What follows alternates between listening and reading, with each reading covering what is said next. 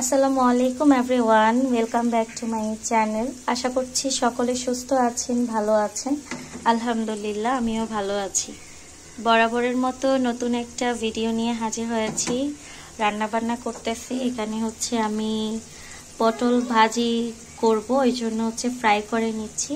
তারপর মুরগি রান্না করব, এই জন্য মুরগির যে পাগুলো ছিল ওগুলো আগে একটু গরম পানি দিয়ে নরম করে নিচ্ছি, সেদ্ধ করে নিচ্ছি। তারপর উপরের অংশটা তাড়াতাড়ি চলে আসবে, চামড়াটা। তো এখানে আগে থেকে আলু কেটে নিয়েছিলাম, এখানে মুরগি, তারপর এগুলো হচ্ছে ধুন্দুল ভাজি করা হবে আজকে। এই পেঁয়াজ, টমেটো, কাঁচামরিচ। আজকে রান্না করব আলু দিয়ে মুরগির মাংস, ধুন্দুল ভাজি আর হচ্ছে স্লাইস করা পটল ভাজি। আমার অনেকগুলো থালাবাটি ছিল, ওগুলো ফার্স্টে হচ্ছে আমি ক্লিন করে নিয়েছি। এখন আস্তে আস্তে এগুলো করে নিচ্ছি। পটলটা আমার কাছে হচ্ছে একটু ব্রাউনিশ কালার হলে আমার ভালো লাগে খেতে। এভাবে আমি প্রথমে ফ্রাই করে নিই, দেন হচ্ছে পেঁয়াজ মরিচ দিয়ে একটু সুন্দর করে মাখাই নিই।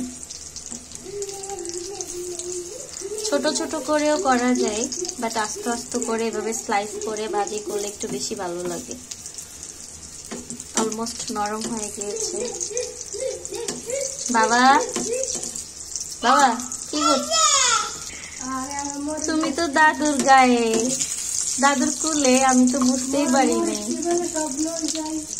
হ্যাঁ তো এখন হচ্ছে আমি একটু ব্যালকনিতে আসবো।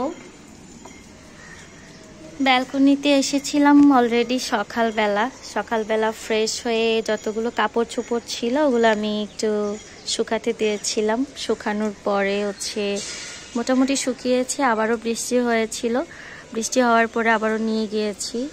তারপর রোদের জন্য ওয়েট করতেছি। এখন পাশাপাশি রান্না করছি, রোদ হলে আবারও হচ্ছে শুকাতে দিব। যাই হোক, মাশাআল্লাহ অনেক বাতাস আসতেছে। এই যে আমি যখন কাজ করতে করতে হাঁপিয়ে পড়ি তখন চলে আসি আমার ড্রাগন গাছের পাশে। সবাই মাশাআল্লাহ মাশাআল্লাহ বলবেন। আমার ড্রাগন গাছের দুইটা ড্রাগন দেখলে অনেক বেশি ভালো লাগে সত্যি। আচ্ছা, কেউ যদি জেনে থাকেন অবশ্যই জানাবেন তো। ড্রাগনের মধ্যে দেখেন কতগুলো পিঁপড়া, অনেক বেশি পিঁপড়াগুলো না আমি স্প্রে করি, পানির সাহায্যে স্প্রে করে নিয়ে যাই। আই ডোন্ট নো কেন পিঁপড়াগুলো আসে। যদি আপনারা কেউ জেনে থাকেন, ড্রাগন গাছ নিয়ে কেউ পরিচর্যা করে থাকেন, অফকোর্স আমাকে কমেন্ট করে জানাবেন, তাহলে অনেক বেশি উপকৃত হব।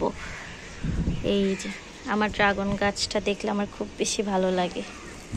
তো যাই হোক, ছোট্ট ভিডিওটা কেমন লেগেছে অবশ্যই কমেন্ট করে জানাবেন।